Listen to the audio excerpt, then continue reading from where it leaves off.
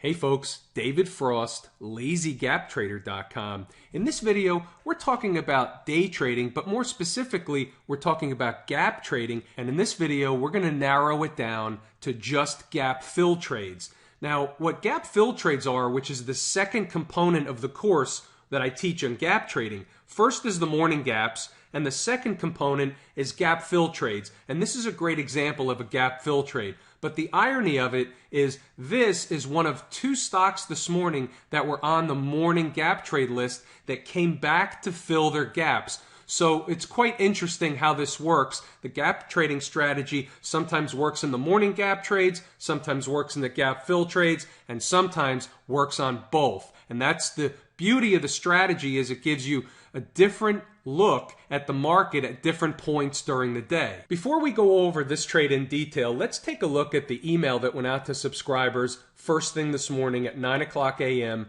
30 minutes before the market opened. There were 4 possible gap trades on the board today, and the only one that hit its morning gap trade level was EDU on the bottom. But interestingly enough, the first two, ETP and SXL, didn't hit their morning gap trading levels, but they rallied back to close the gap left open from the prior trading day. Let's go back over to the chart and take a look at exactly what happened. So here's the same ETP stock, and the gap trading level, or the morning gap trading level, was $31.06. And as you can see, the stock never got down there, and when a stock doesn't hit our level, it's a no trade. We're not interested in the trade, only at the levels we're willing to buy it at, which takes the guesswork out of the market. Let's go back to the 10-minute chart and take a look again at the stock coming back to fill the gap. You can see down here at the bottom when the stock made a low on the third 10-minute candle of the day, so a half an hour, about 10 o'clock in the morning, the market made a low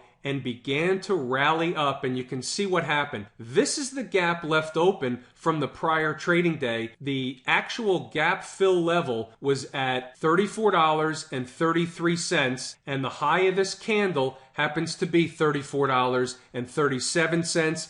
Then you can see the pullback occur, and that was a nice gainer for anybody that was able to capture that trade. That's right out of the coursework that I teach at LazyGapTrader.com. You can find gap fill trades just about all day long. You just have to maintain a list for yourself of when those stocks are headed back to fill a gap left open from a prior trading day.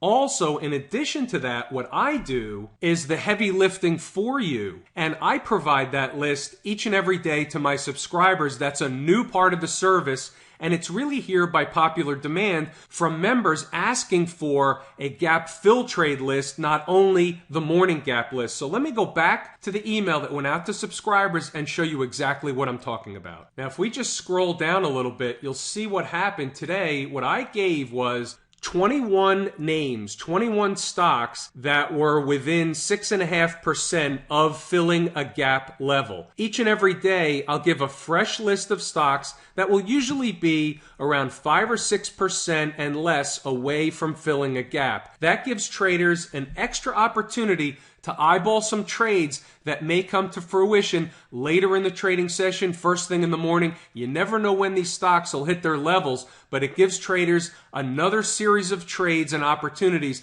to profit from throughout the day, utilizing the gap fill strategy right out of the course at LazyGapTrader.com. I'm David Frost. Come over to check out the course. It's a wonderful way to begin building a solid foundation for day traders. Thanks for tuning in, folks.